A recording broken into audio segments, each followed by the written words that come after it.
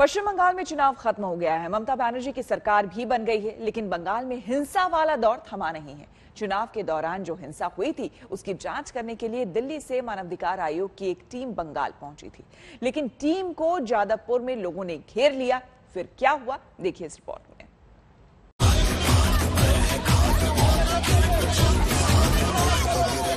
जैसा चुनाव के दौरान था वैसा ही हल्ला। आप देख सकते हैं ये इन लोगों का हाल है। वैसा ही हंगामा और वैसी ही मारपीट।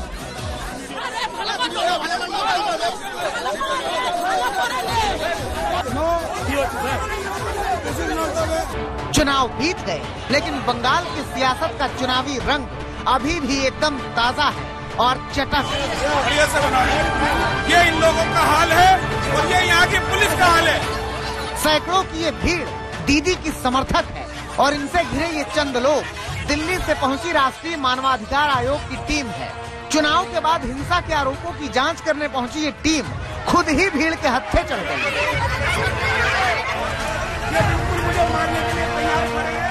एनएचआरसी की टीम के साथ सीआईएसएफ के जवान भी थे। इनके हाथों में बंदूकें भी थी, लेकिन भीड़ को ना तो एनएचआरसी से कोई मतलब, ना सीआईएसएफ के जवानों से। टीम के रास्ते घेर लिए गए, इनके काम में भरपूर अड़ंगा डाला गया और इन्हें इलाके से बाहर भगाने की कोशिशें की गई। ये सब हुआ राजधानी कोलकाता से सटे जादवपुर में। आप देख सकते हैं ये इन लोगों का हाल है और ये यहाँ की पुलिस का हाल है। पुलिस यहाँ पर थी, लेकिन जिस वक्त इन गुंडों ने मेरे साथ ये इस तरीके का व्यवहार शुरू करा तब पुलिस यहाँ से गायब हो गई। पुलिस ने इनको मौका दिया जानकर। टीम की अगुवाई कर रहे एनएचआरसी सदस्य आतिफ रशीद ममता समर्थकों की भीड़ के इस रवैये पर कई बार विफल पड़े। उन्होंने बार बार भीड़ के बीच से अपना रास्ता बनाने की कोशिश की, लेकिन लोग कुछ सुनने के लिए तैयार ही नहीं थे। आप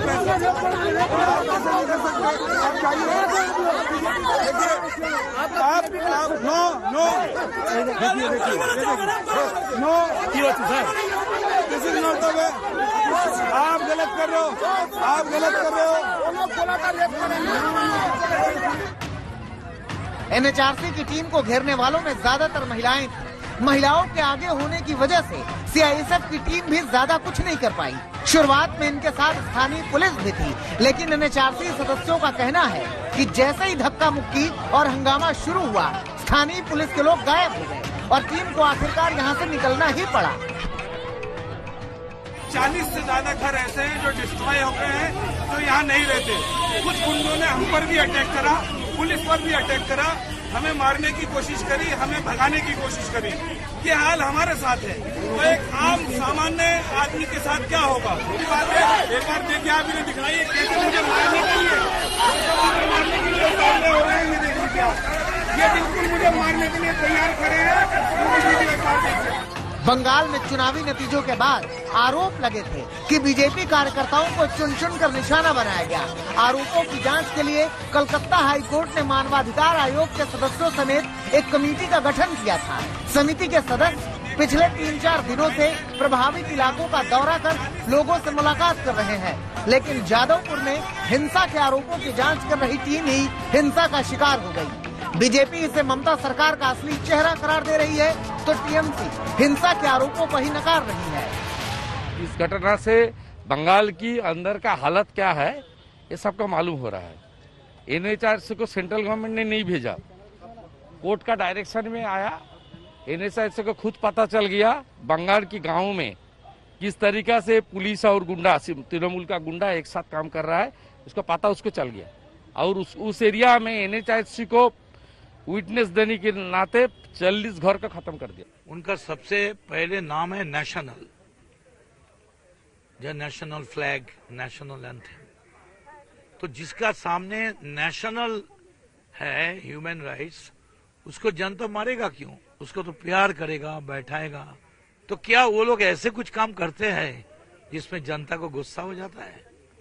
और बंगाल को जनता अगर मरना है, बेइज्जत करना है, तो नेशनल ह्यूमन कमीशन को नहीं करता है। वो करना है तो मारते हैं, तो असली के मरते हैं। ये सब झूठा इल्जाम है।